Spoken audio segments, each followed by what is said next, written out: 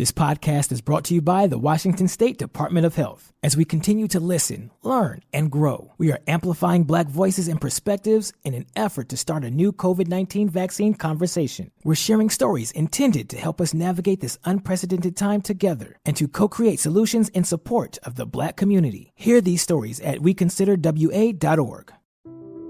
According to the National Highway Traffic Safety Administration, 1 in every 5 children killed in traffic crashes in the U.S. was a pedestrian. That's why 3M is working alongside local governments and NGOs to help improve crosswalk visibility and traffic markings in school zones, in a worldwide initiative to provide kids with a safe walk to school and access to the education they deserve.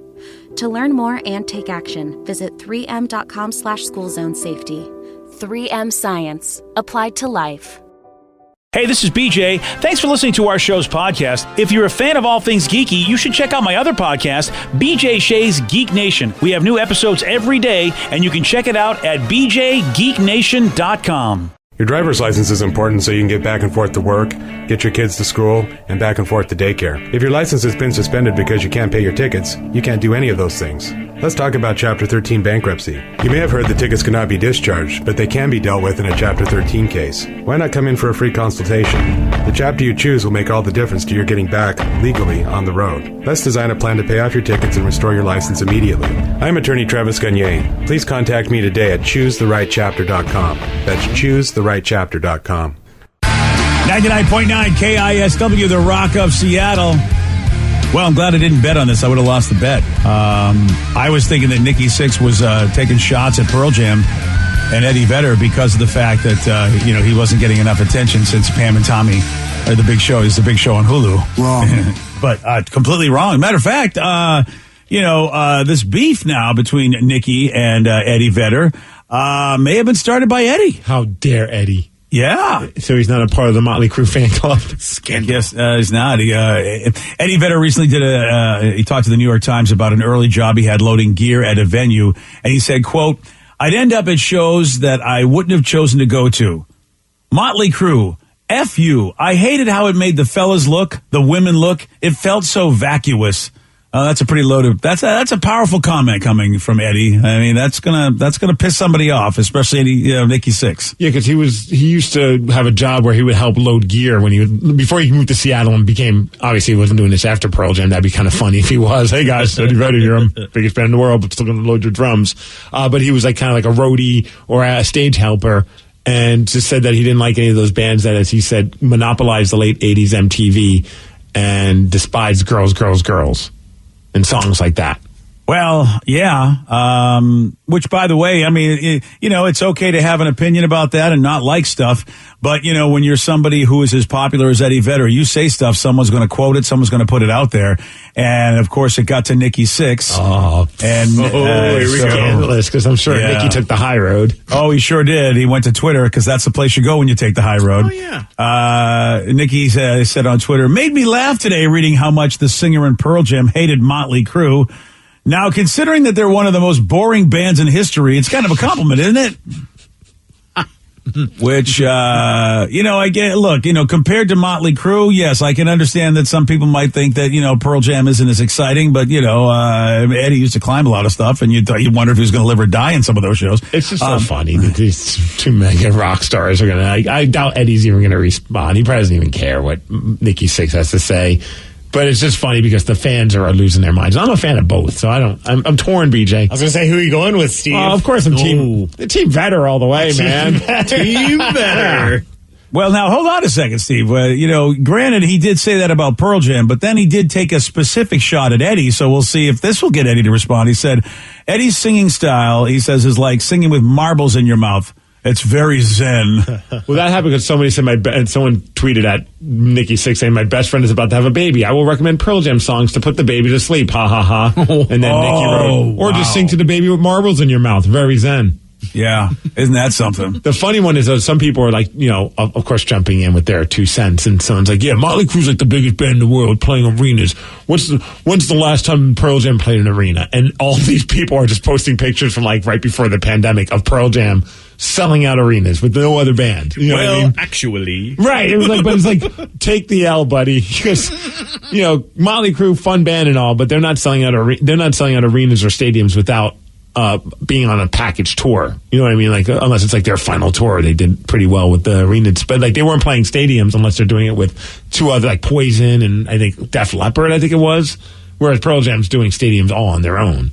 So it's kind of a funny argument where people are like trying to like crap on Pearl Jam for not being relevant, and it's like, well, depends on who you ask, because they're still pretty relevant to enough people to sell out stadiums. Yeah, and I think, a lot of people forget, but man, they illustrated it again in the latest Pam and Tommy episode, which is on Hulu, by the way, following the whole, basically it's, the love affair and the, between Pam and Tommy, and also how the sex tape got out there. And it's following 4 major characters of that entire scenario. But it also showed us a time where they show Tommy on a bed as he's watching a TV show, talking about how great Motley Crue used to be, like news coverage and entertainment show, but the rise of basically the Seattle sound is what ruined them. So, I'm sure there's a lot of that behind this for Nikki and any of the, anybody in Motley Crue. They were basically just, they were replaced. And they tried to embrace the quote unquote grunge sound. I mean, not like how, like straight up wearing flannels and stuff, but when they got rid of Vince Neil and brought John Corabi, their other singer, their sound was a little less glam metal and a little bit more just like not grunge, but like a hard rock, kind of a more of a rough sounding version of Motley Crue, if that, you know what I mean? So it's like, it's funny how so many of those glam bands just hate Nirvana, Pearl Jam, Alice in Chains, and I've seen it in like those behind the musics where they're like, F those bands, they've ruined our careers. Oh yeah. Which I think is hilarious. It's like, well, I mean, you can't get mad at them because they created a music that resonated with a fan base. Like they didn't like come like, show up to your shows and cut the cord on your musical instruments when you were trying to play a live show. It's just that they put out some great music and fans all of a sudden changed the way that they liked music. Yeah. And I mean, a lot of people said F Kiss for the same reason. Oh, those people are crazy. Oh yeah, there you go. Yeah. But I mean, and frankly, I mean, Kiss, I think created basically that whole scene of glam metal. They definitely had a massive input on it. Yeah, I mean, that's what I think about, dude. I think that it transformed what you could do with rock music and the presentation in a concert. Yeah, a few other bands definitely had an influence as well, but Kiss is definitely a part of those influential bands for the glam sound. Yeah, and so it's kind of dumb to sit there and go, wow, I can't believe a new sound ruined us. Well, it's like, that's exactly that's what happens in music. There's a whole new way of doing everything. And I think it's interesting that, basically that the sound, the grunge sound, it wasn't about the insanity, as far as like the crazy women and doing, all the drugs and the women and everything. That wasn't the focus of that music. The way it seemed, like the LA bad boy scene was what Motley Crue was about.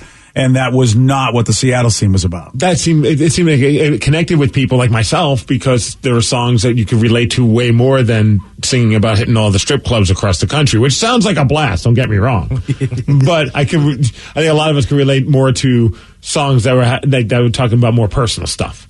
Yeah, dude, it's so funny because when you talk about all the entertainment that happened in the 80s and, and the 90s, and I think when we talked about Hulk Hogan and, Brother. and how he started relationships, and a lot of the relationships that were these celebrity power couples were fueled by drugs, really. Like they never really knew each other. They just partied and had a great time. And they're definitely illustrating it in the Pam and Tommy story. Like this was a relationship that was never real because they were in love and fell in love and got married supposedly while they were high. Mm-hmm. I mean, it was like they never, and there was a great scene on the plane where they're in first class coming back from their wedding.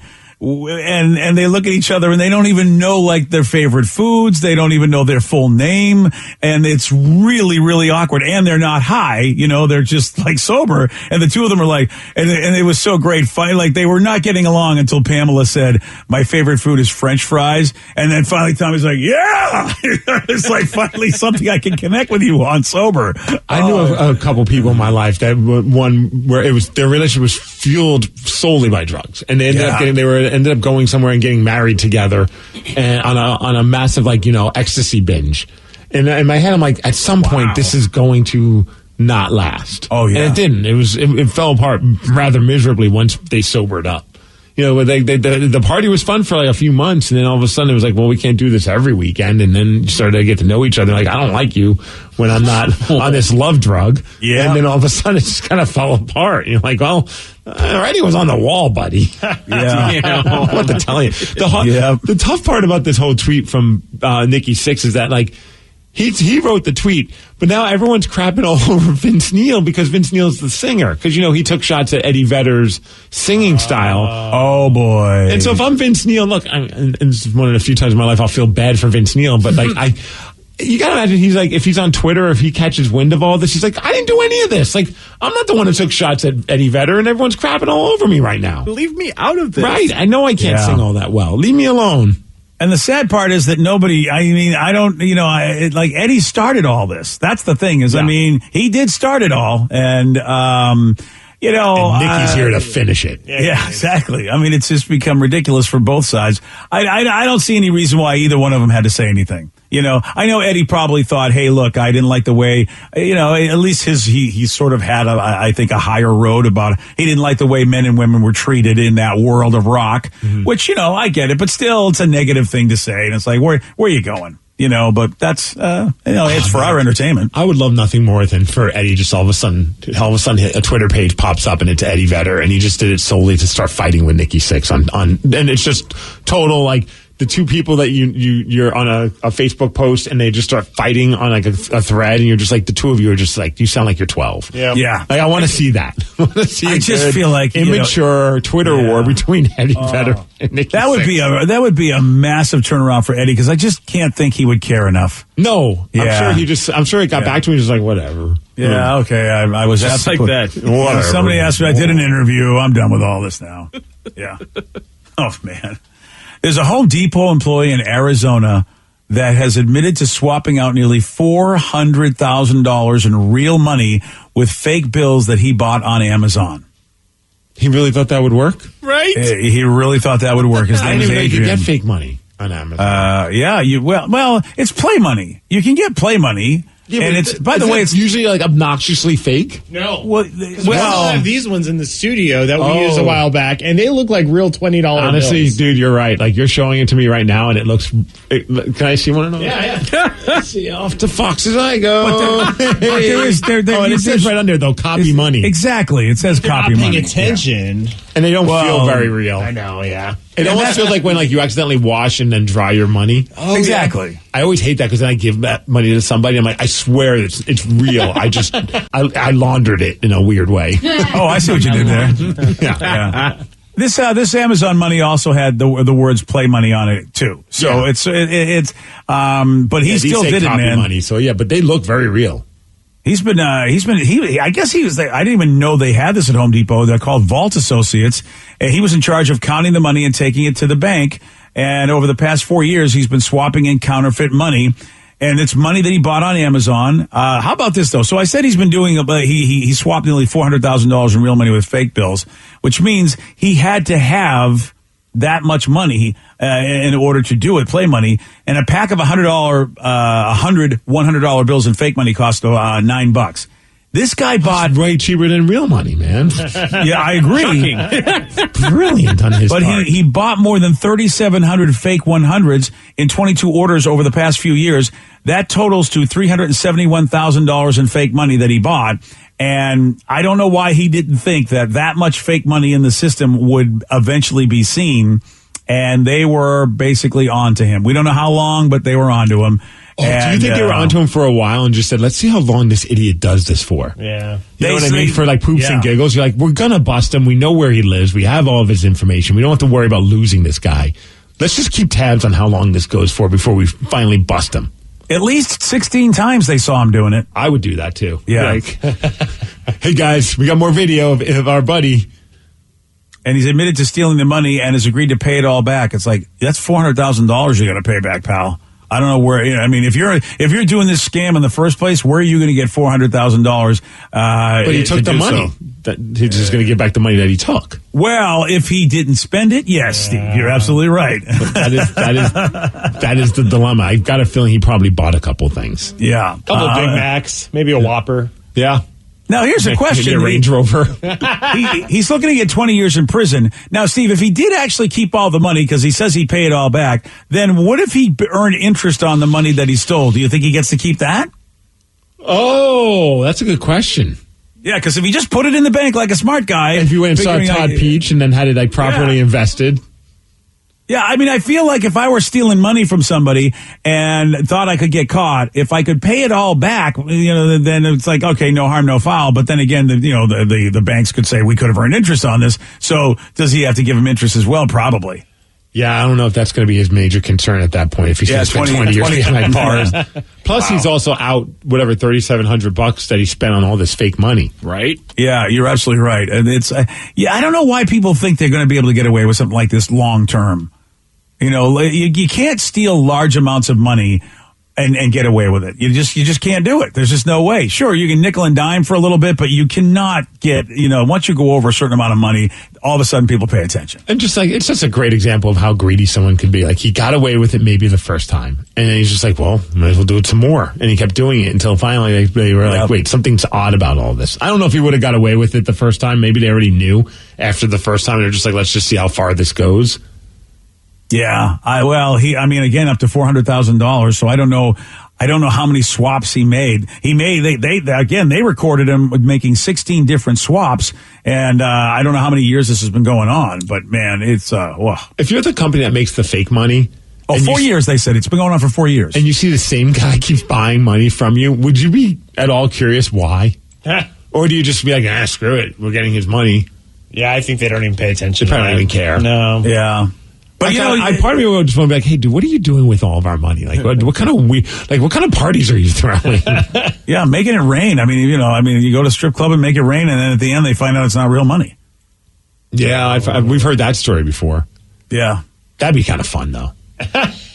See, that to me, I could see mixing in real and fake.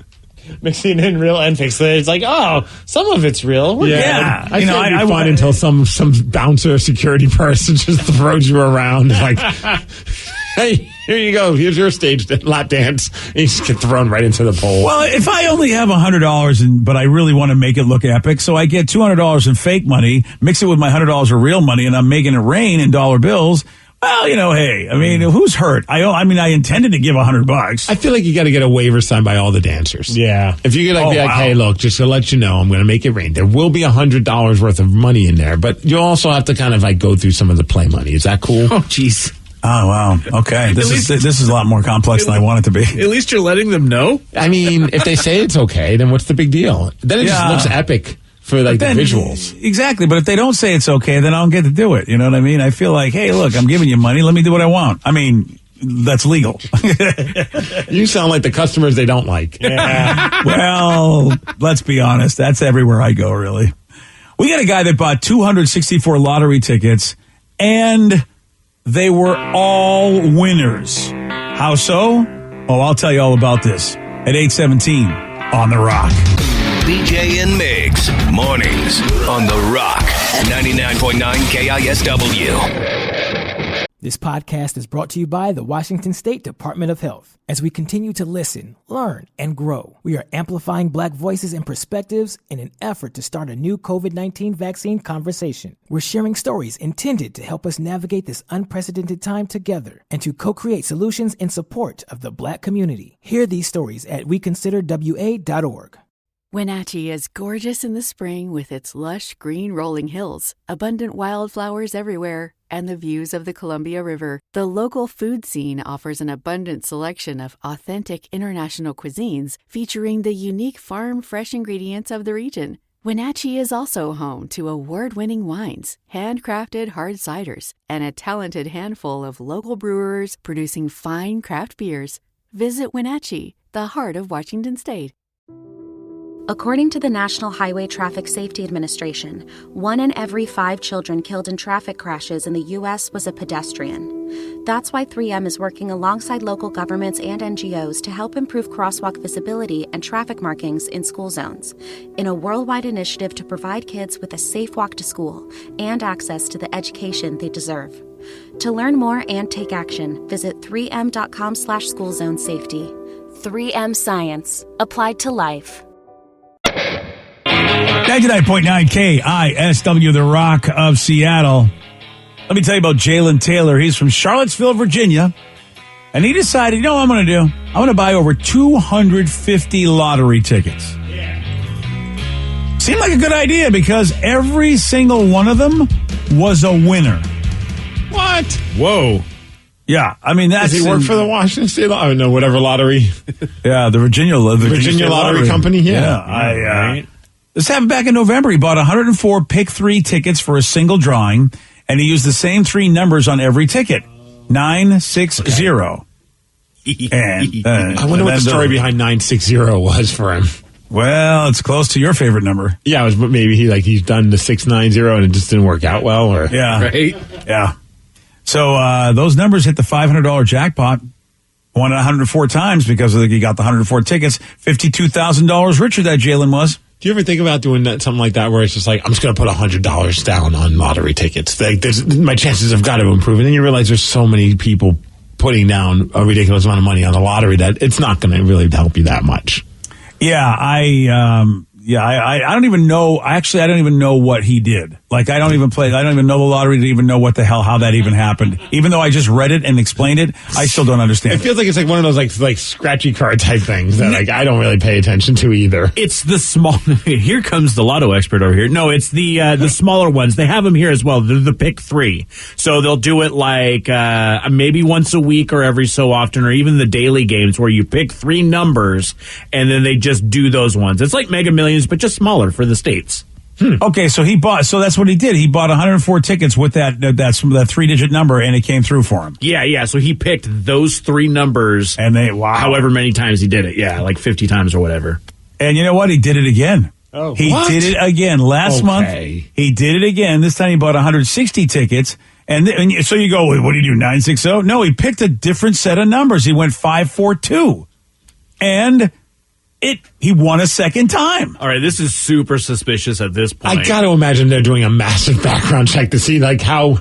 I mean, how in the hell has that happened? I'm sure. Right? I'm sure it's on the up and up, but that just seems so ridiculous.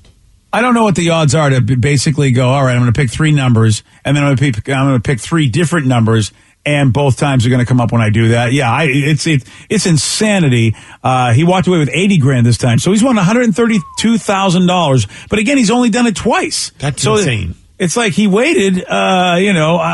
He waited from November until last month. So it's like, that's every other month. So in March, are we going to hear about this guy doing it again? Okay, at that point, then we just arrest him. Yeah, we have to.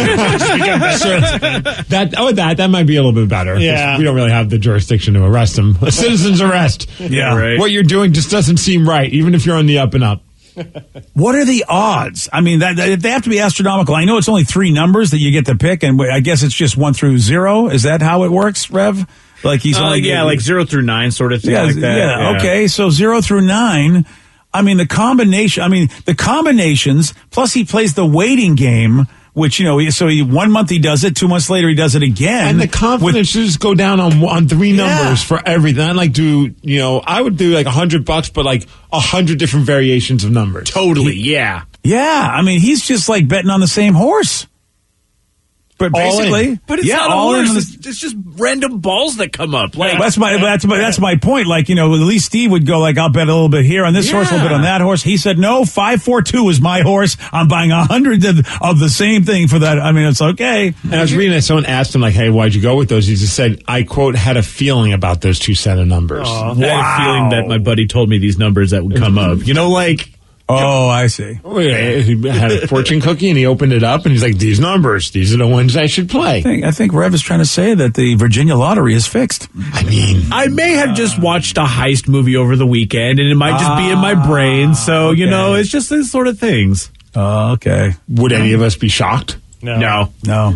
I know. I wouldn't. That just seems crazy. Yeah. Yeah, but then, I mean, seriously though, you have somebody who's in charge of dropping balls, and he's got a buddy, and he's giving the buddy the hookup, and then, well, I guess we'll see if the ball dropper guy gets a percentage. One texter brought up a good point. Just remember, gamblers rarely talk about their losses, so I'm sure he's lost a lot too. That's true. That's a good point. Like, he could have dropped another $100 on another random set of numbers, just didn't share that. Oh, I hadn't even thought about that. I thought he's only done this twice. You're right. Yeah, I hadn't even thought about the fact that it's not like, that's why I'm going, this is insane if it's the only 2 times he's done it in his life. Yeah, he probably lost all of December and probably like most of January, and then he hit again by luck. And over the course of this year, he's going to spend all that money that he won on more scratchies. Easy. Yeah, so he gets $132,000, but yeah, I'd like to know how much he has spent over the course of his life. Mm-hmm. So it's the lottery is just a way to catch time travelers. That's a good point. Oh, exactly. Like Biff and Back to the Future, man. He made all that money with the almanac. Yeah, I hadn't thought about that. So what we're saying is that this guy Jalen, could be a time traveler. Yeah, we have you all figured out, buddy. Oh, well, I love the sci-fi angle. I mean, you know what? I appreciate that, texter. All right, so someone decided that, what we need to do is we need to do a bunch of polls about the grossest sounding words in the English language. Oh, dear. And I guess there have been multiple polls done. So somebody said, you know what? I'm going to do you all a favor. I'm going to aggregate everything together so we have one master list of the gross words in the history of the English language. Oh, puke. Oh, puke. Good one. He's got a puke. Yeah, puke is not in the top 10. That one never really bothered me that much. Yeah, you know what's funny? That one, my wife does not like the word vomit, but I could say puke. And I always forget that. I always think she doesn't like the word puke, so I say vomit, and she thinks I'm trolling her. And I'm like, no, because Lulu just vomited earlier or something. Like she ate too fast, she drank her water too quick, or Tatum was sick and vomited. And she's like, why do you have to use that word? I'm like, I thought that was the okay word. She's like, no, you can say puke. I'm like, well, puke sounds more aggressive. Right. It does. Yeah, it does to me. It really does. I'd rather you say vomit than puke. Right. So this is the most ridiculous conversation in our household. I'm like, why do you have such a problem with vomit? It's like, why can't you just say puke? I don't know. Yeah, puke is not on the list, Steve, but a similar sounding word is, and that's number 8. Hurl. Hurl? Yeah. Sounds like puke? Oh, no, I was thinking like it's another word. Another term of vomiting. Yeah. Hurl is Duke. Duke. Duke. Not wrong. I mean, it sounds like it. Very cute. And it's gross. But I mean, these are the grossest sounding words. Duke isn't horrible. I mean, we have the Duke of Earl. Desk. I think but it's it's fancy not what person Duke and Duchess.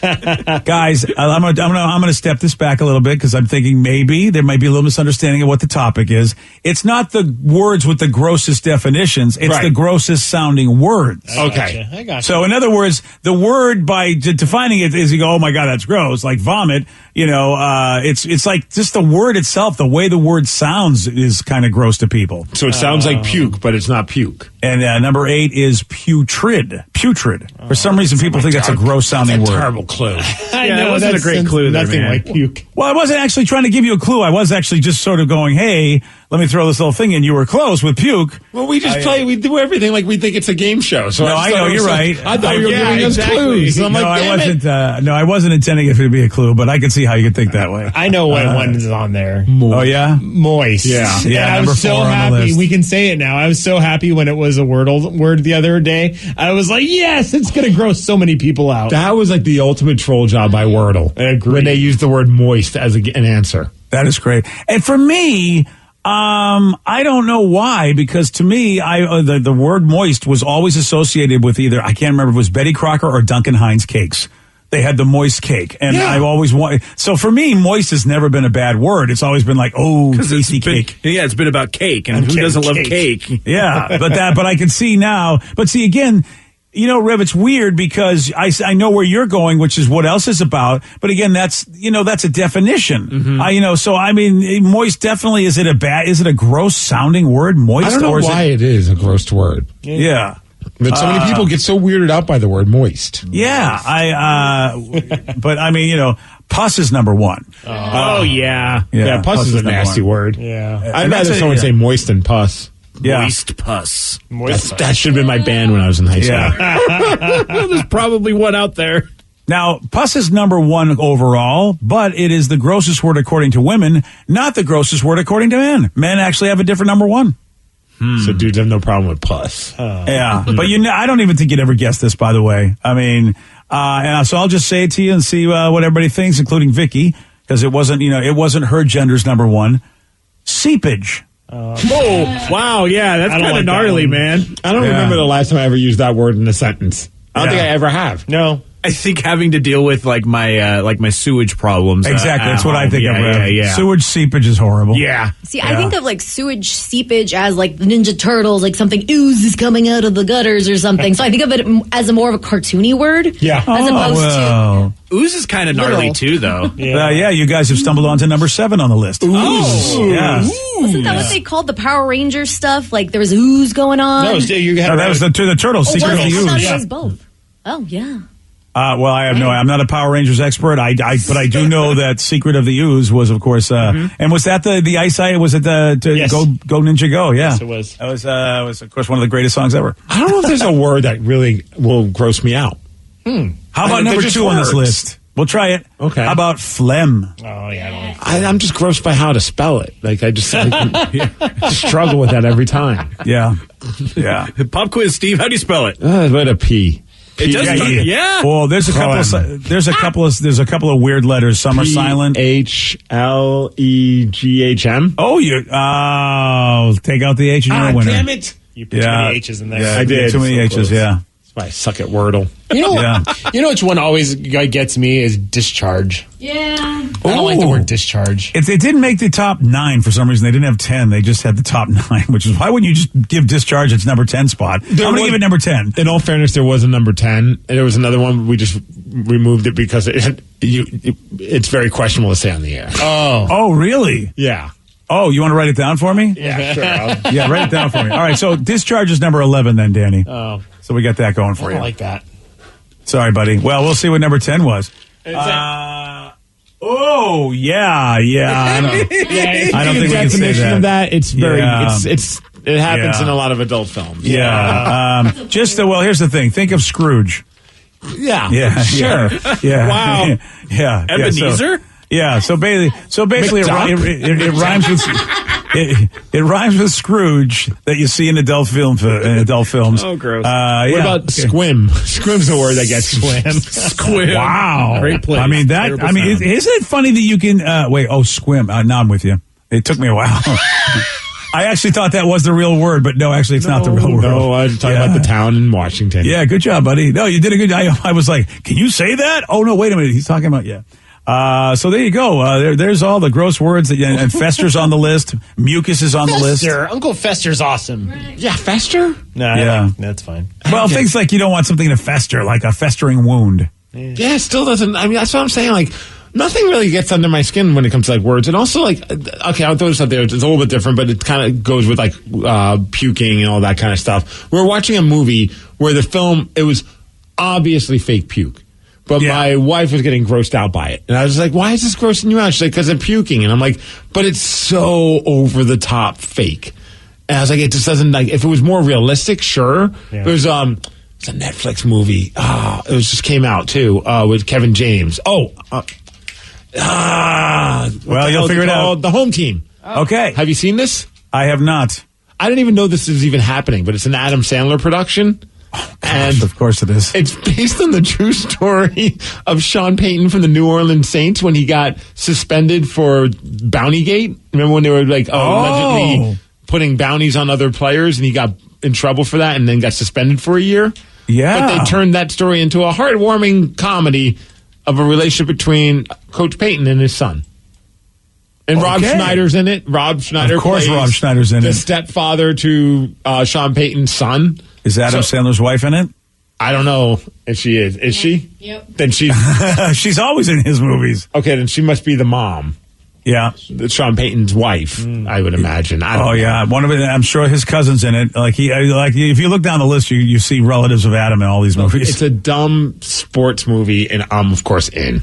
I'm really? in for one of those, and I was very entertained by it. 21% on the tomato meter. Yeah, I'm not surprised. It's not good. Well, it's an Adam Sandler thing. What do the people think, Danny? 51%. Oh, well, that's not even fresh either. I liked it. Okay, still tipped over a box of popcorn there, Steve. Sorry. It's a really bad movie, BJ. Oh, okay. Well, at least you admit that. But I enjoyed it because it's just there's a couple funny moments, but for the most part, it's just, the whole time I'm just like scratching my head. I'm like, this is such a strange premise. And did Sean Payton, he had to have given them the okay to allow this movie to happen. Did he? I mean, how else do you make a movie about Sean Payton? I think, well, we're seeing a movie, we're seeing Pam and Tommy.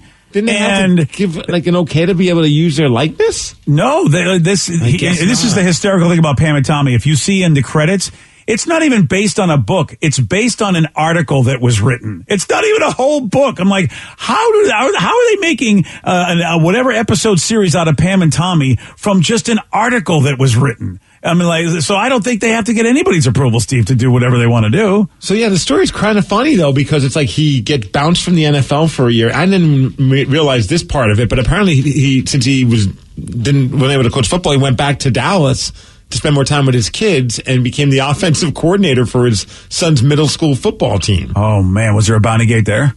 Oh, yeah, he was having the other kids. No, of course not. Yeah, okay. That would have been, see, I would have gone that way. If I was Adam Sandler, I don't care if it's real life or not. I have him basically do that and really go down a dark path.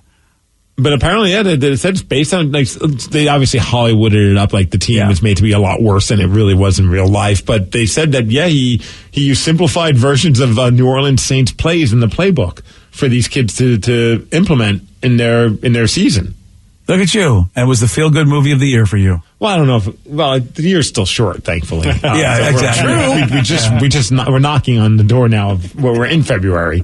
So there's plenty of time. But if you want a fun, like, mindless comedy about, that's not good. Sports, that you even said is not good. Great. Yeah, I'm not doing a good job selling it. Not at all. Netflix is not going to hire me to be a part of their marketing department for this one. If you don't want to pay for quality entertainment and you already have Netflix, well, then this is for you. Oh, someone said Sean Payton is in the movie. He's the janitor at the end. Oh, all right. So I guess in some way, shape, or form. Okay. I missed that part, and I watched the whole movie. I didn't even fall asleep on it. Wow. Ringing endorsement. It's a weird, like, series of events that happen for this to happen. So Peyton's daughter, Megan, did, like, a little story about the 6th grade team for the NFL Network. And then her boyfriend is actually Sandler's brother-in-law. So he's worked with Happy Madison. So it's all, hey, you know a guy. And they made this happen. Interesting. All right. Isn't that weird? All right, so there were some blessings, especially if Peyton's in the movie, then he has to give it, unless he didn't see the script, and then when he sees the movie, he's like, oh, crap, because that, Alanis Morissette talked about that, where she did a whole thing, and they had HBO do the thing, and she worked with everybody, then she saw it and said, this is not what I approved. This is a pile. Yeah, so we haven't heard Peyton say anything. You're the only one talking about this movie. To be honest, though, like if Adam Sandler came up to any of us and said he wants to make a movie about our lives, would we say no? Right. I think I would. I would want Rob Schneider to play me, though. He'd have to all right. I forgot that Rob Schneider could play us. All right, Give him okay. some lifts or something like I'm that. back in. And unless I zoned out for a half a second, I didn't even hear Rob Schneider go, "You can do it."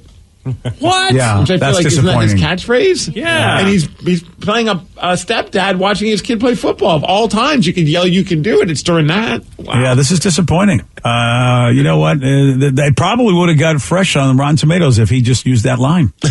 Yeah. Well, you need to watch it, BJ. I want to know what you think about it. Cool. I'm assuming that silences you writing it down. That silence was deafening. Or you like downloading it on your Netflix. I respect Vicky, that. send him an email. Yeah.